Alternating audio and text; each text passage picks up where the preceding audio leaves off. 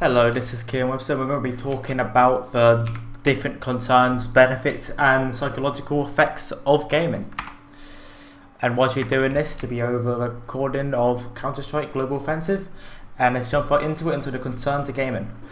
We're first going to be talking about how excessive amount of playing time can take away from real life and how it can become more of an addiction than a fun recreational pastime.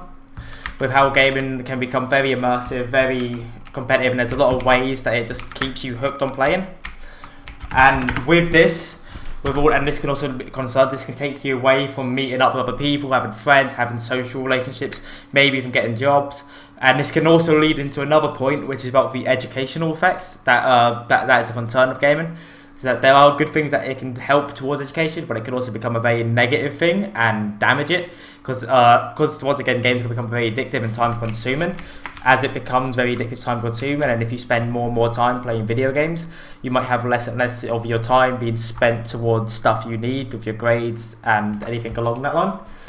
So yeah, this can negatively impact your grades, because if you're spending too much time on games instead of your education, you're probably not getting your coursework done, you're probably not putting as much time as effort in, because you'll be more concerned playing video games.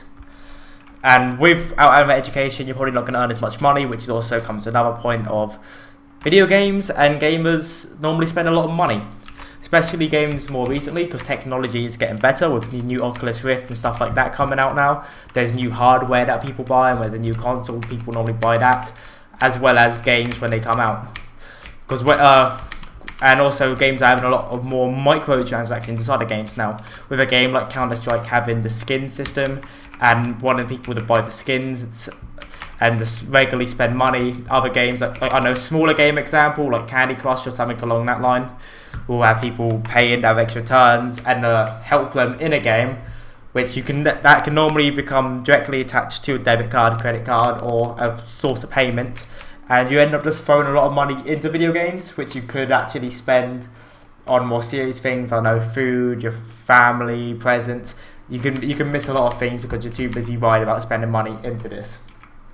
But there are concerns of gaming, but there's also a lot of benefits. But there are definitely benefits of video games. They're not just a pathetic pastime, even though that is a good benefit of having a good recreational outlet of how to just play the game, relax, and have a good way to de-stress, enjoy yourself, without having to do something that could be worse for your health, let's say.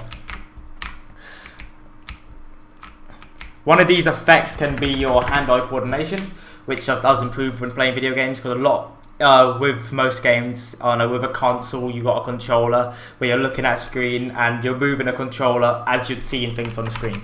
So it's all reactionary, basically. In a game like I'm playing Counter-Strike with a mouse and keyboard, you're using a mouse and you're looking at the screen. So if I'm seeing someone over there and on the right side of the screen, I'm a lot faster with my movement to look over there, as well as you just become more in tune, so to say. Say if you play a lot and you get good at it, you become very in sync. You can play it very easily, as well as it has other kind of benefits besides just hand-eye coordination. As with the new technology, example with a Kinect and stuff like that, they've actually been shown to help athletes recover from injuries, sports injuries. And there was a case example quite a while ago that I remember, where Adrian Peterson got a leg injury and started using the Kinect and the swimming pool to help recover to be able to continue playing in that season. It is not just physical benefits, which I'm going to count hand-eye coordination as a physical benefit. There's also thinking and strategy, because a lot of different kind of games, maybe not an example this game, this could be a good example, so there is an economic system inside of the game with the money being spent and having to buy, and which has a more favourable outcome and how to profit off that. But another game like Civilization, simulators, business simulators, and all that kind of thing, to make you be thinking and playing games at a whole different kind of view. You're looking at things at a much different kind of angle, and it can widen your brain and keep your brain active. That's a very important thing. It's proven with older people that if they were to play games, even if it's like an example of Scrabble to a game like Civilization, anything of one of those kind of games, it'll keep their brain active and can help their thinking strategy and to just retain who they are as they get into older stages of life. That's also a benefit. And one of the other biggest benefits coming in, video games are changing the job market substantially. Since gaming has become such a big thing, it's one of the biggest crazes right now, and it will stay around for quite a long time. That video games are becoming very important in our culture now. People like to play video games. People love them. People put hundreds and hundreds of hours, hundreds of dollars, pounds, and will pour their money into it, which creates jobs. Because if there's something that people want will want to make it and profit off of it.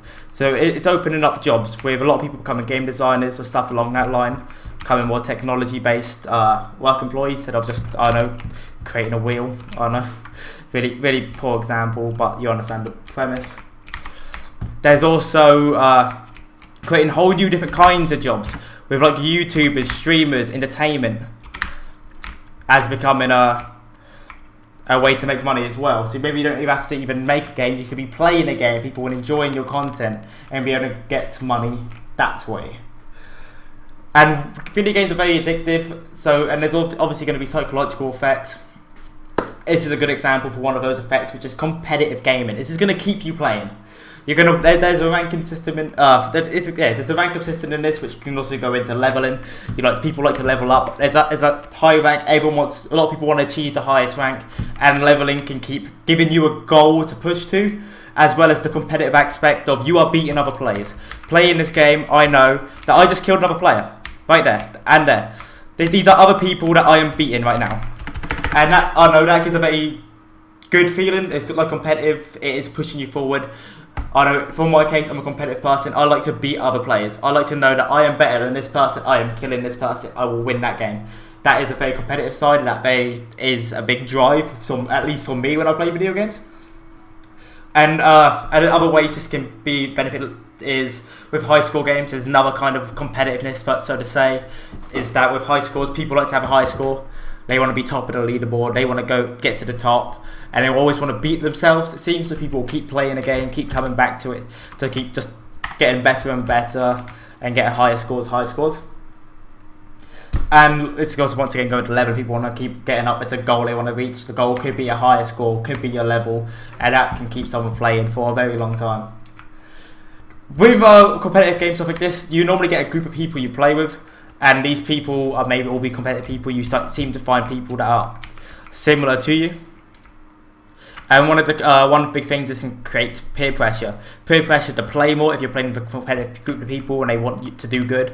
And how most games are multiplayer based, if you do good will affect how your team does as well. So there's a lot of peer pressure to keep someone playing. They want to keep you playing a lot, make you as good as they are so they can win games and have you as an advantage to them. That's a big part. But also peer pressure in the sake of, if someone's getting a new game, if there's a new Counter-Strike out and my Counter-Strike friends are all buying it, they're going to put pressure on me, and I'm going to feel like, hey, I need to buy this game so I can continue playing with my friends. It's a very big thing with peer pressure that people may not get, is that people might be just saying, hey, buy this skin or buy this game. They want you to play with them, and you want to keep your little group of friends, which can be a very big thing.